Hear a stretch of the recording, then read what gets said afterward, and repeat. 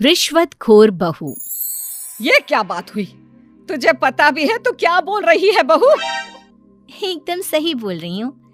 अगर आपको मुझसे अपनी इन ऐंठन भरे घुटनों की मालिश करानी है तो मुझे वो देना पड़ेगा जो मैं मांग रही हूँ। एक हाथ दो और दूसरे हाथ लो, सिंपल। बहू हूँ, इसका मतलब ये नहीं कि नौकरानियों की तरह काम करूँ। ये है अमृता और उसकी सास रेखा। अमृता एक नई नवेली बहू है जिसकी शादी कुछ दिनों पहले ही रेखा के बेटे माधव के साथ हुई है। वैसे तो अमृता दिल की बहुत अच्छी है, लेकिन वो कहते हैं ना कि खून का रंग तो दिखता ही है। बस वही डॉन की बेटी होने का रंग यहाँ अमृता में भी दिख रहा है, जो है रिश्वत लेना।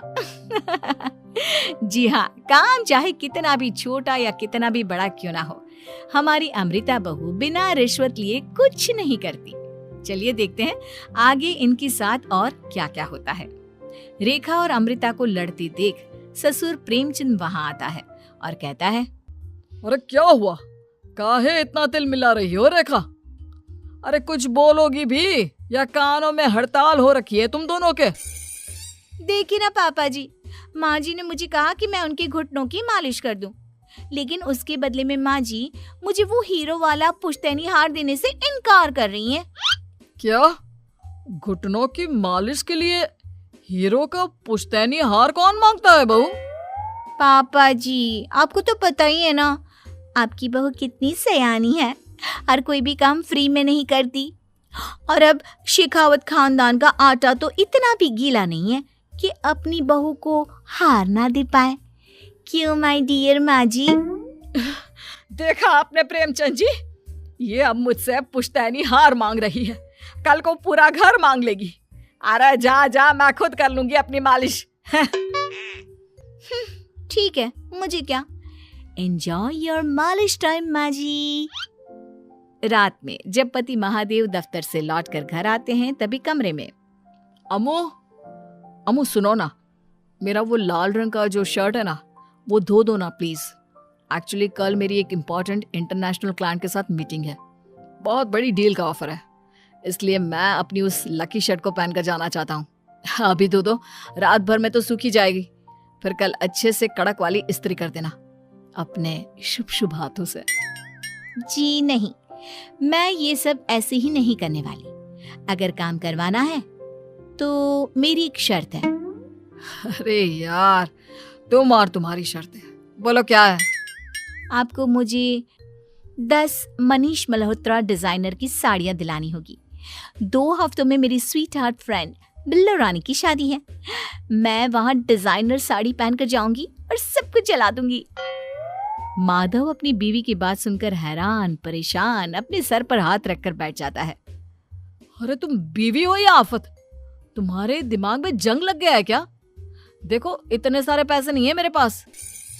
तुम्हारी याददाश्त तो जगह पर है ना माधव, भूल गए? मैं एक डॉन की बेटी हूँ।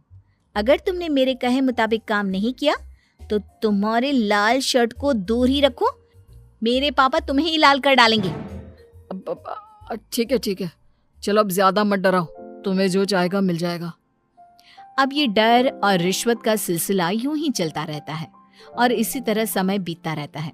एक सुबह सब नाश्ते के टेबल पर बैठे थे, जहां अमृता सबके सामने एक व्हाइट बोर्ड लाती है जिस पर दिन भर के सारे कामों के रेट लिखे हुए थे। अब ये क्या है? टीचर नहीं बनने का इरादा है क्या तेरा?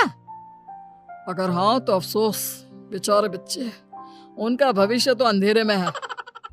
आप लोग बेकार की बातें बंद कीजिए और आंखें खोलकर ठीक से पढ़िए क्या लिखा है। ये आज के सारे कामों के रेट्स हैं। आलू पराठे, चाय, दाल, रोटी, चावल, सब्जी, हलवा, मिठाई, रसोई की सफाई, वॉशिंग मशीन में कपड़े धोना, ओखल में मसाले कूटना और माँ जी और पापा जी के अलमारी की सफाई करना। इन सब कामों की कुल मिला के जो रकम बनती है वो है ये 10,000 रुपए और माँ जी के लेटेस्ट लाए हुए सोने के झुमके भी।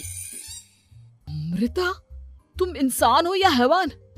जरा तो दया करो हम पर। हे राम जी, उठा लो, अब ना देखा जाता ये सब। सच में पता नहीं कौन सा दिन था वो जब ये हमारे घर आई। महादेव, तेरे प्यार ने तो हमारा जीना दुश्वार कर दिया बेटा। दुनिया में बहुत रिश्वतखोर लोग देखे, लेकिन ऐसी रिश्वतखोर बहू पहली बार देख रहा हूँ जो अपने ही परिवार को लूटने में लगी है। बहू, तुझे पता है ना कि ऐसे रिश्वत मांगना गुनाह है। पापा जी, मैं कोई गुनाह नहीं कर रही हूँ। रिश्वत लेना बाहर की दुनिया में गुनाह है, मैं तो बस अपना हक मांगती हूँ। मेरी रिश्वत रिश्वत नहीं, मेरा शगुन है, नेग है। और वैसे भी मैं एक बहू हूँ, इसका मतलब ये नहीं कि मैं सब काम पूरी जिंदगी फ्री में करूँ, आपके चरणों को धोते बैठूं और 24 घंटे आपकी नॉन स्टॉप सेवा करती बैठूं।